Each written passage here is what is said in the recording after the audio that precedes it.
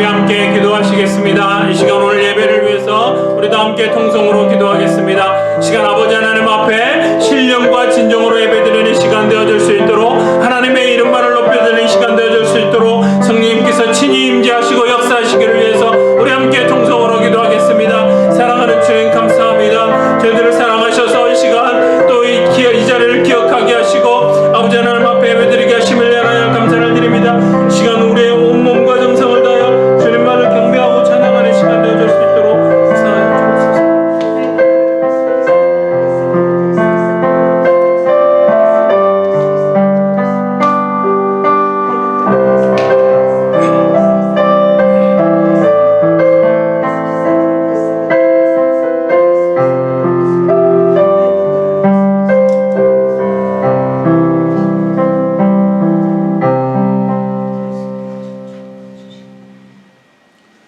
여호와는 위대하시니 크게 찬양할 것이라.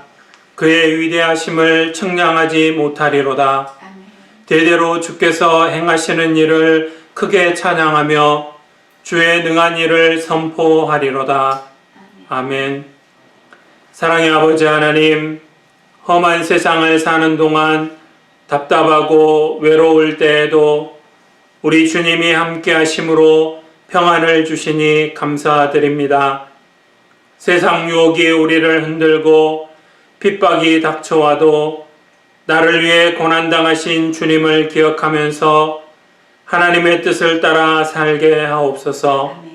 성령께서 우리의 마음을 사로잡아 주셔서 나의 뜻을 버리게 하시고 믿음으로 살아갈 수 있는 힘과 용기를 주시옵소서. 지혜의 근원이신 예수 그리스도의 이름으로 기원하옵나이다. 아멘. 다 함께 찬송가 64장 부르시겠습니다.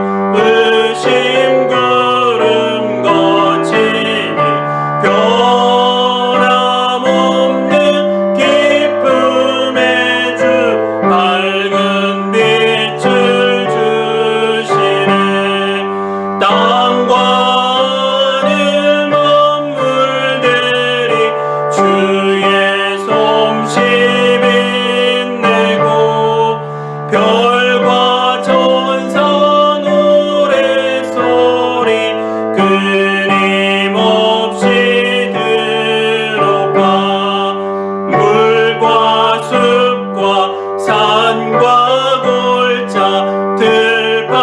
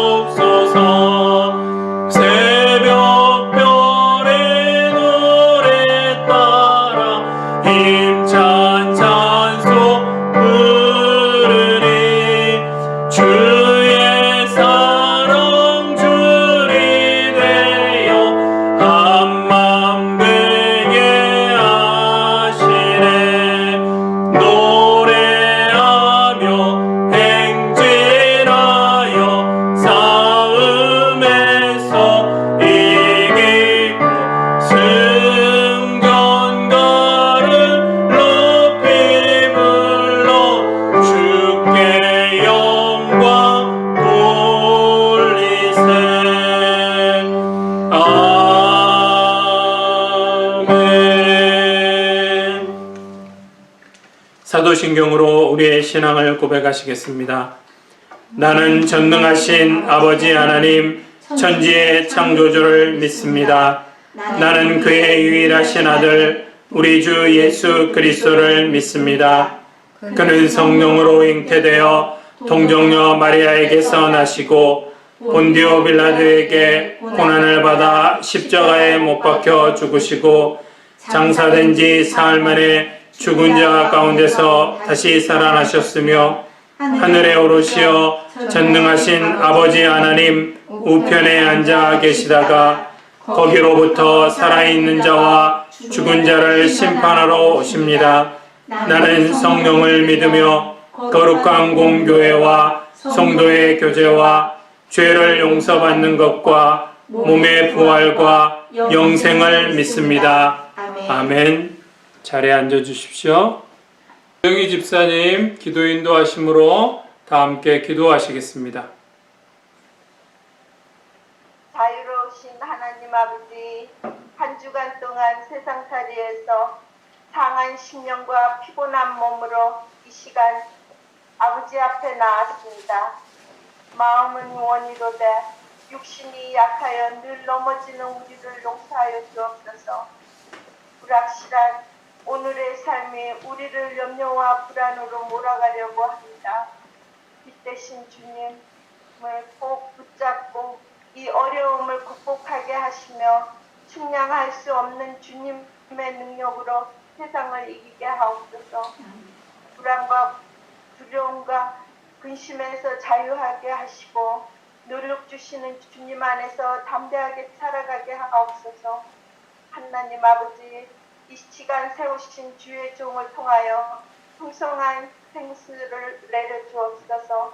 갈급한 심령에 부족함 없이 은혜의 담비에 흠뻑 적시어 영혼의 초목에 무상하게 하여 주옵소서.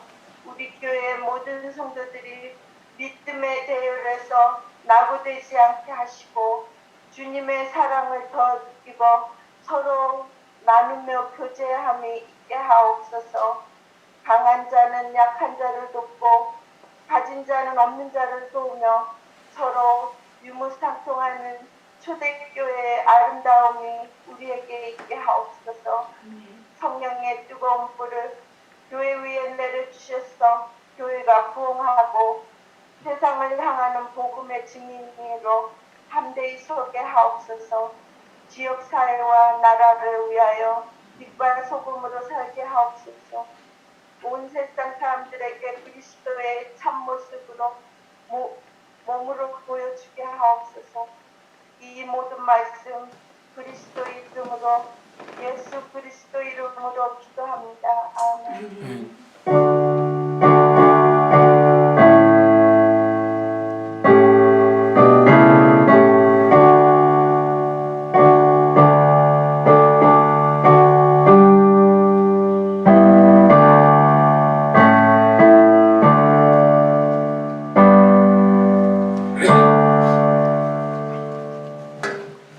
하나님 말씀 보시겠습니다. 오늘 하나님 말씀은 사도행전 1장 6절에서 11절까지 말씀입니다. 사도행전 1장 6절에서 11절까지 말씀 함께 한 목소리로 봉독하시겠습니다. 그들이 모였을 때에 예수께 여쭈어 이르되 주께서 이스라엘 나라를 회복하심이 이때니까 하니 이르시되 때와 시기는 아버지께서 자기의 권한에 주셨으니 너희가 알 바 아니요 오직 성령이 너희에게 임하시면 너희가 권능을 받고 예루살렘과 온 유대와 사마리아와 땅끝까지 이르러 내 증인이 되리라 하시니라. 이 말씀을 마치시고 그들이 보는데 올려져 가시니 구름이 그를 가리어 보이지 않게 하더라. 올라가실 때에 제자들이 자세히 하늘을 쳐다보고 있는데 흰옷 입은 두 사람이 그들 곁에 서서 이르되 갈릴리 사람들아 어찌하여 서서 하늘을 쳐다보느냐. 너희 가운데서 하늘로 올려지신 이 예수는 하늘로 가심을 본 그대로 오시리라 하였느니라. 아멘. 오늘 말씀에 의지해서 예수님의 승천과 명령이라는 제목으로 하나님 말씀 나누겠습니다. 자, 예수님은 십자가에서 죽으시고 부활하신 후에 40일 동안, 그래서 이제 우리가 다음 주가 성령 강림 주일이 되는데 40일 동안 부활하시고 40일 동안 이 땅에 계시다가 이제 승천하시게 되죠. 그러니까 40일 동안 계시면서 제자들에게 친히 부활하신 몸을 보여주셨고, 그래서 부활의 확증을 주셨죠. 그리고 하나님 나라에 대해서 가르쳐 주셨습니다. 하나님 나라에 대해서 말씀하셨죠. 그리고 그 모든 것 이전에 성령을 받아야 한다고 말씀하시면서 약속하신 성령을 기다리라고 말씀하셨습니다.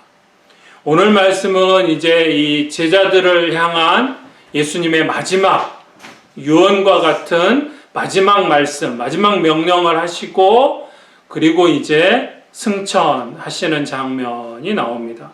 그래서 오늘 말씀을 통해서 예수님이 승천하시면서 마지막, 예수님은 이제 죽으신 건 아니고 부활하셔서 지금은 이제 하나님 보좌 우편에서 우리를 위해서 중보하고 계시는데, 그 예수님이 제자들을 또 떠나가시면서 마지막 유언과 같은 그런 말씀, 그런 명령을 하고 가시는데 그것이 무엇인지 말씀을 통해서 몇 가지 살펴보겠습니다. 첫 번째 하시는 말씀은 종말의 때는 너희의 알 바가 아니다 라고 말씀해 주고 계십니다. 말씀해 보면 이스라엘 나라를 회복할 때가 언제냐고 제자들이 예수님께 묻습니다. 예수님, 이스라엘 나라가 회복할 때가 이때입니까? 라고 물어보죠.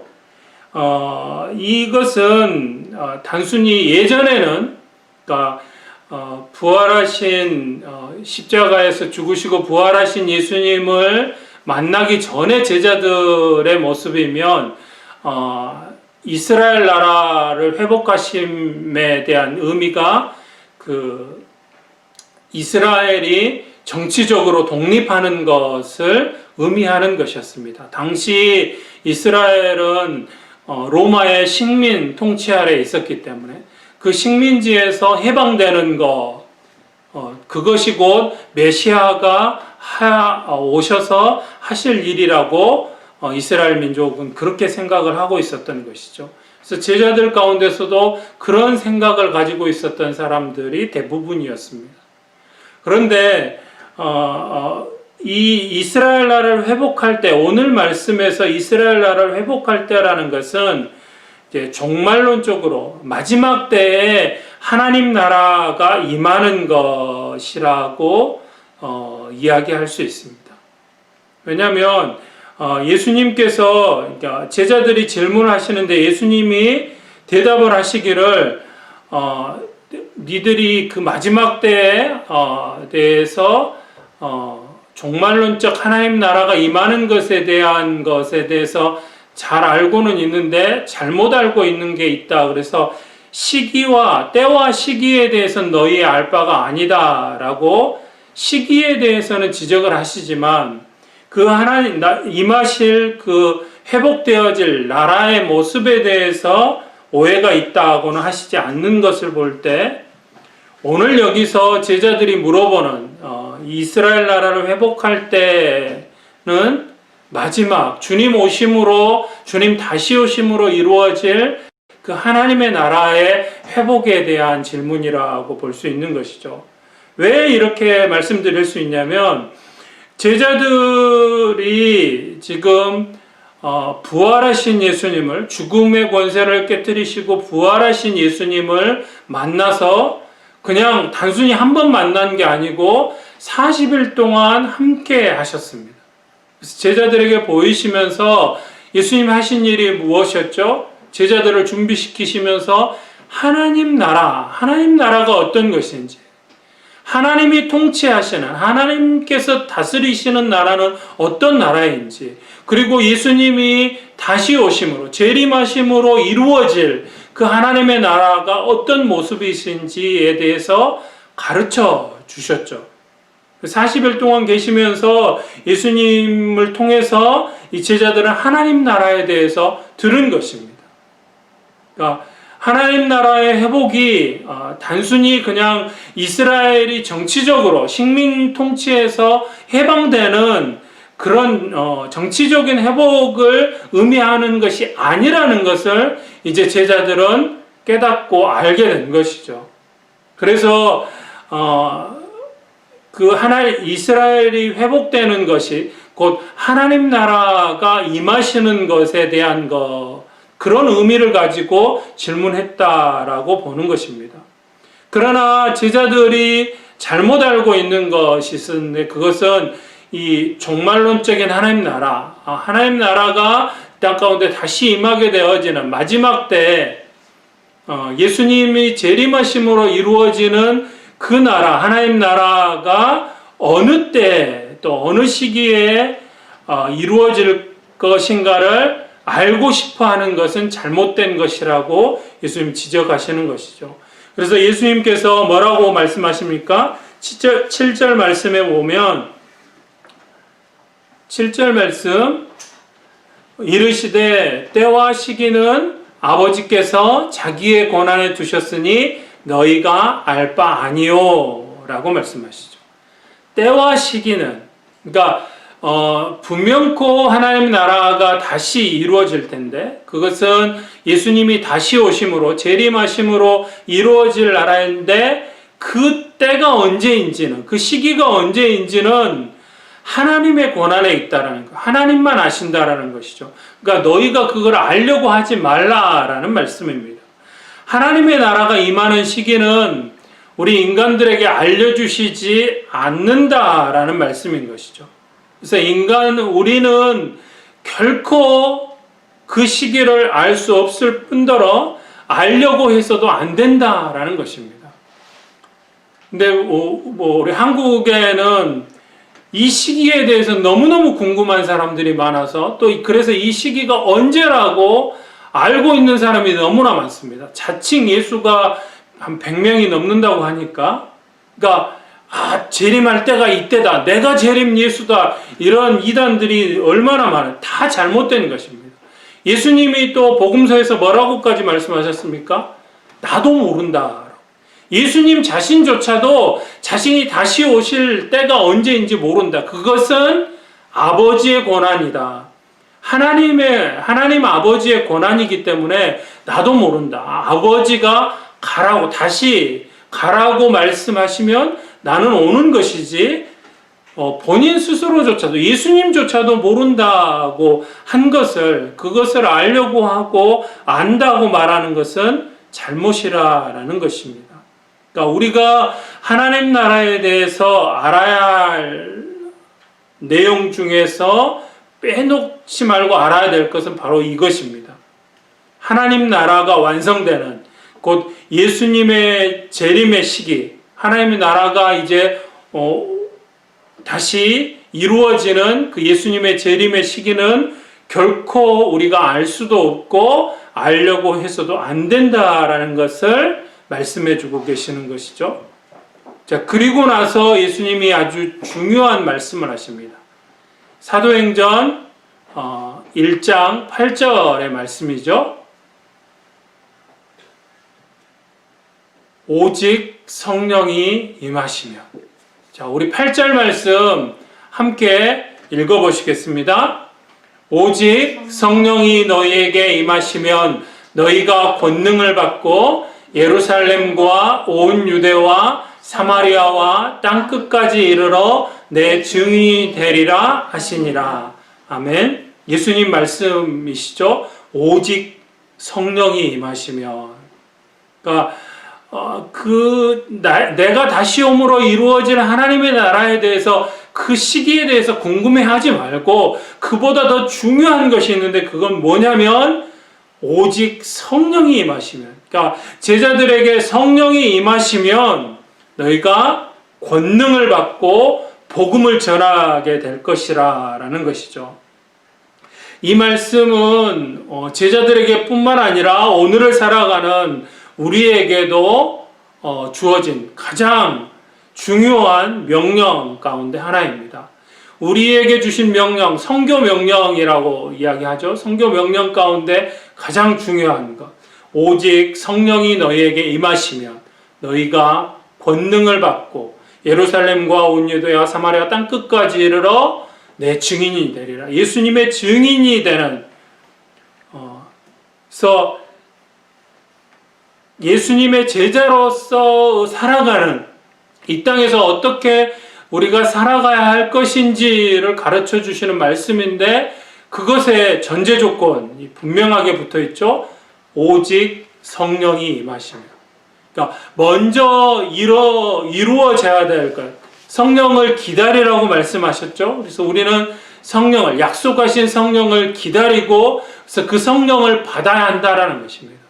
성령을 받고 성령이 임하시면 그 다음에 권능이 임하게 되어져 있습니다. 그러니까 이 권능은 뭐 여러 가지 모습으로 성령의 은사를 통해서 여러 가지 모습으로 우리에게 임하는, 그 가운데 귀신을 쫓아내는 것도 있을 것이고, 방언하는, 그러니까 성령이 주시는 은사들, 그 권능을 힘입는 것입니다. 그 전에는 제자로서, 복음의 증인으로서 살아갈 수 없다라는 것이죠. 이 전제 조건을 잊으시면 안 됩니다. 근데 많은 교회들이 이것을 잊어버리고 성교 명령, 복음을 전해야 된다. 모든 족속에게 복음을 전하라고 말씀하셨으니까 나가야 된다. 틀린 이야기는 아니지만, 그러나 나가기 전에, 성교하기 전에 먼저 성령이 임하셔야 한다는 것입니다. 성령이 임하시고 권능을 받고, 그러면 자연히 우리의 삶은 증인의 삶이 되어질 수 있다라는 것입니다. 특별히 사도행전 1장 8절 말씀은 사도행전의 전체 주제 말씀이기도 하고 전체 구조를 보여주는 그런 말씀, 아주 중요한 말씀입니다. 이 말씀은 두 가지 중요한 역할을 하는데, 첫째는 이제 앞으로 제자들이 성령을 받게 될 것이고 제자들이 선교를 하러 갈 것인데, 그 순서가 예루살렘에서부터, 먼저 예루살렘에 모여 있죠. 지금 성령 받기 위해서 예루살렘에서 유대로 사마리아로 땅끝까지 이렇게 가게 될 것이라는 것을 알려주는 말씀입니다. 그래서 사도행전을 읽는 독자가 사도행전이 앞으로 어떻게 전개될 것인지, 지금은 사도들과 성도들이 예루살렘에 모여 있는데 다시 이제 유대로 퍼져나가고 사마리아로 땅끝까지 이게 전개될 것이다. 그것을 예상하면서 읽을 수 있게 만들어주는 것이죠. 또 하나는 성교에는 순서가 있다라는 것을 사도행전 1장 8절 말씀은 알려줍니다. 그냥 무턱대고 아무데나 가서 아무데나 흩어져서 선교하는 것이 최선의 선교가 아니라는 것을 1장 8절 말씀은 가르쳐주고 계시는 것이죠. 가장 능률적으로 사역할 수 있는 것부터 선교하는 것이 바람직하다라는 것을 가르쳐주는 것입니다. 그래서 예루살렘에서부터 출발하고 온 유대로 먼저 나가는 것은 하나님이 어떤 분이신지를 알고 있는, 그래서 바울도 이방의 사도로 택함을 받고 이방에 가서 전도하지만 이방의 지역에 가서 전도할 때에도 먼저 그곳에 있는 유대인들을 모아서 하나님께서 하나밖에 없는 아들 예수 그리스도라는 분을 메시아로 이 땅에 보내셨고, 그 예수님이 우리의 죄를 용서하시기 위해서 십자가에 죽으셨고 부활하셨다. 그래서 먼저 유대인들에게 그 하나님의 메시아 사상을 알고 있고 여호와 하나님을 알고 믿는 유대인들에게 먼저 복음을 전하고 그리고 이방에게 복음을 전했다라는 사실이죠. 이것은 그래서 효과적으로 복음이 증거되어질 수 있도록 하라라는, 능률적으로 사역해야 한다라는 것을, 그것이 그렇게 선교하는 것이 바람직하다라는 것을 가르쳐 주시는 말씀입니다. 그렇다고 해서 이 말씀이 한 지역이 완전하게 복음화되고 나면 다른 지역으로 옮겨가라, 이런 의미는 아닌 것이죠. 하나님께서 제자들이 복음을 들고 나갈 때 예루살렘이 완전히 복음화되지 않았지만 그런 상태에서 이 제자들을 흩으시죠. 유대로 사마리아로 제자들이 흩어져 가도록 흩으시는 것을 볼 수 있습니다.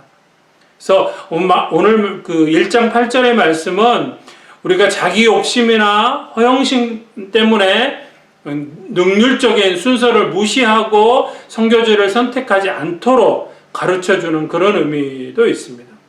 그래서 사도행전 1장 8절 말씀 하실 수 있으면 다 암송하실 수 있으면 좋겠고, 그래서 이 말씀이 주님의 지상 명령이라고 하죠. 마지막 우리에게 주신 명령의 말씀입니다. 그래서 이 말씀을 늘 마음에 새기고 선교에 힘쓰는 우리 한 사람 한 사람이 되어하고 또 우리 한마음 장로교회가 되어지기를 소원합니다. 그러나 행여라도 선교가 우리의 업적으로 드러나기 위해 해서는 안 된다라는 것도 기억하고, 우리 단순히 하나님의 복음이 전해지는데 가장 효력 있는 방법으로 선교하실 수 있기를 바랍니다. 마지막으로 제자들이 이제 보는 가운데 예수님께서 승천하시죠. 승천하실 때 제자들이 하늘을 쳐다보고 있는 모습을 보고 어찌하여 하늘을 쳐다보느냐, 말씀에 흰 옷 입은 두 사람이라고 표현이 되어 있는데 누가복음하고 연결해서 계속해서 보자면 아마도 두 명의 천사였을 것이라고 추측할 수 있습니다. 제자들은 이제 예수님께서 승천하시는 모습을 보고 하늘만 쳐다보고 있죠. 그때 천사 둘이 나타나서 11절 말씀에 이렇게 이야기합니다. 이르되 갈릴리 사람들아 어찌하여 서서 하늘을 쳐다보느냐, 너희 가운데서 하늘로 올려지신 이 예수는 하늘로 가심을 본 그대로 오시리라 하였느니라. 아멘. 자, 이 말씀을 통해서 천사들은 제자들이 승천하신 그 예수님의 뒷모습만 바라보고 있는 것, 그것은 참된 신앙생활이 아니라는 것을 알려주고 있는 것입니다. 이제는 하늘만 바라볼 것이 아니라 이 땅의 좌우를 살펴보고 예수님께서 맡겨주신 사명을 감당해야 한다라는 것을 의미하는 말씀입니다. 성령님과 그 권능을 기다리는 것이죠. 예수님 말씀하시는 대로 성령 받기를, 권능 받기를 기다리는 것입니다. 그래서 성령을 받고 그 능력을, 성령의 능력을 힘입어서 주님 다시 오실 때까지 충성스럽게 복음을 전해야 한다라는 것입니다.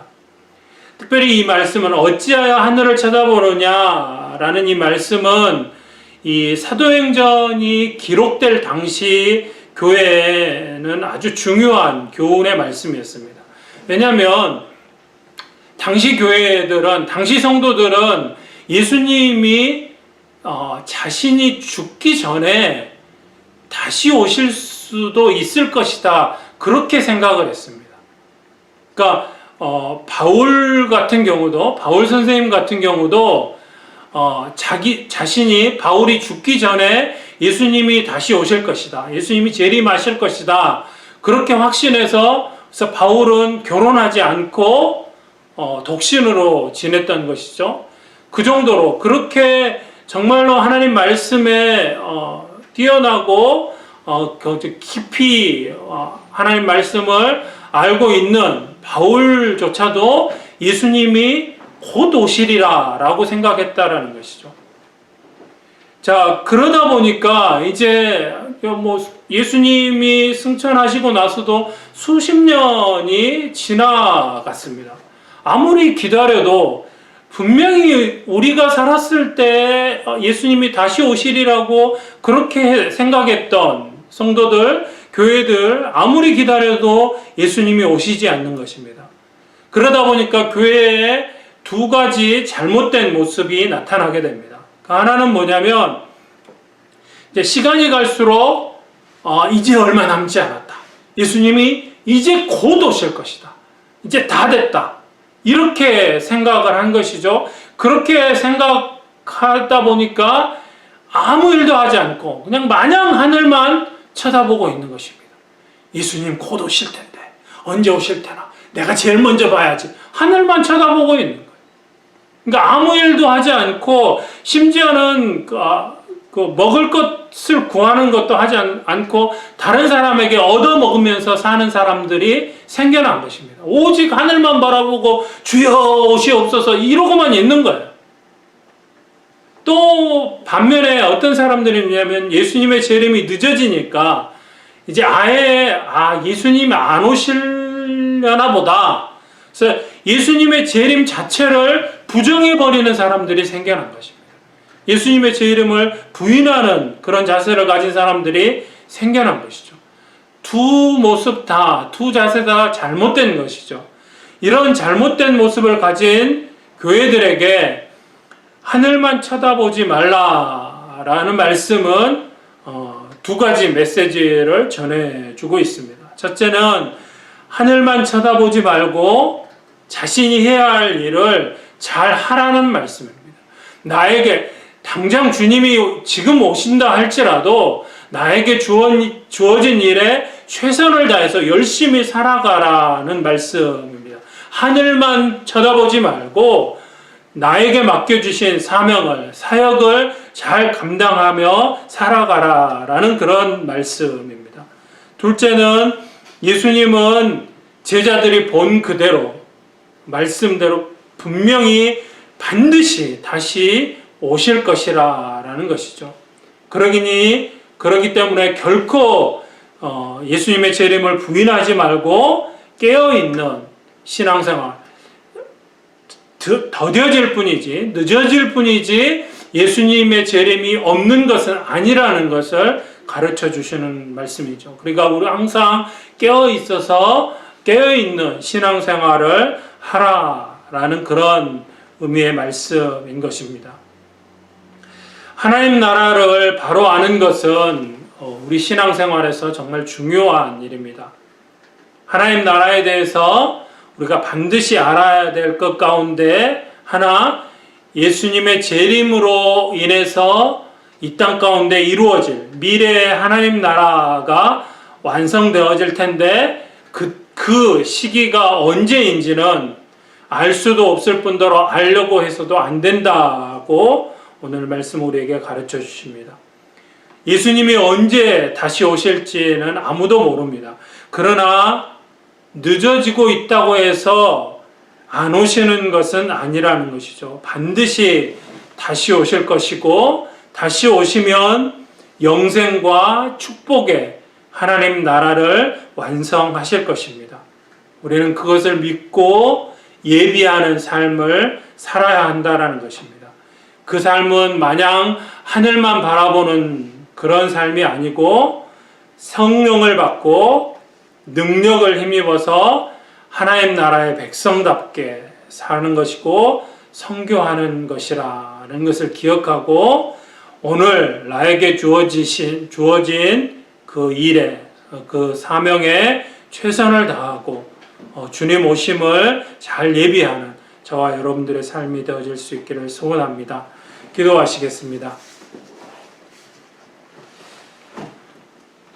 사랑하는 주님 감사합니다. 예수님 이제 마지막 하나님 나라로 가시기 전에 제자들에게 주시는 말씀 동일하게 우리에게도 주시는 명령의 말씀인 줄 믿습니다. 그 말씀 마음에 새기고 우리의 삶 가운데서 약속하신 성령이 임하시기를 사모하며 또 성령이 주시는 권능을 받고 그래서 주님의 제자로서 하나님 백성으로서 참된 모습으로 하나님 기뻐하시는 모습으로 우리가 살아갈 수 있기를 소원합니다. 그래서 성령님께서 함께 하시고 그래서 우리의 삶이 우리 매일매일의 삶이 주님 오심을 사모하며 기다리며 주님 오심을 예비하는 그런 삶 살아갈 수 있기를 소원하오니 성령께서 함께 하시고 인도하여 주옵소서. 함께 하실 주님께 감사와 찬양을 올려드리며 사랑 많으신 예수님의 이름으로 기도드립니다. 아멘. 교회 소식 전해드리겠습니다. 함께 예배드리는 모든 성도님들 진심으로 축복하며 환영합니다. 우리 예배 후에 운영위원회 바로 잠깐 모이겠습니다. 수요 성경 공부 수요일 저녁 7시 30분에 온라인으로 모이고 있습니다. 기억하시고 함께 하시기 바라고 생일 맞으신 분을 축하합니다. 호민이 형제 오늘이 생일입니다. 축하해 주시고 수잔이 다음 주일 31일이 생일입니다. 기억하시고 축하해 주시기 바랍니다. 우리 강 목사님 네 분, 수잔 남편 또 최은미 집사님 이제 진료 받으실 텐데 건강 회복을 위해서 계속적으로 기도해 주시기 바랍니다. 성김을 베풀어 주신 모든 분들에게 깊은 감사를 드립니다. 다 함께 자리에서 일어나셔서 635장 찬송하시겠습니다.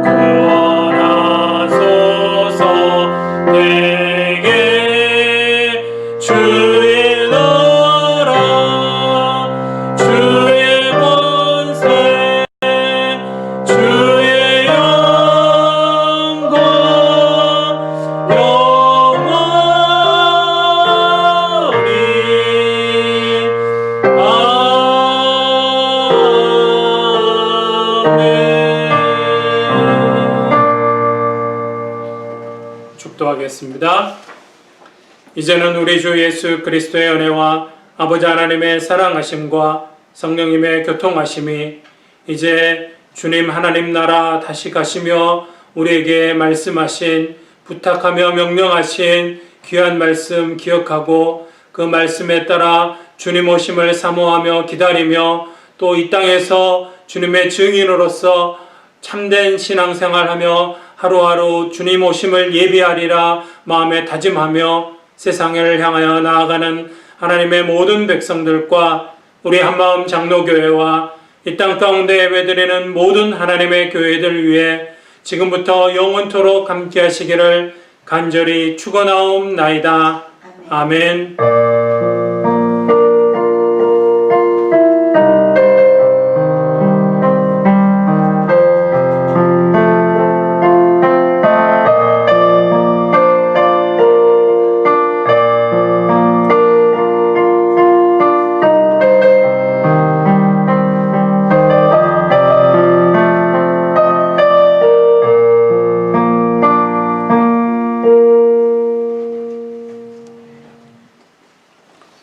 마쳤습니다. 인사 나누시기 바랍니다.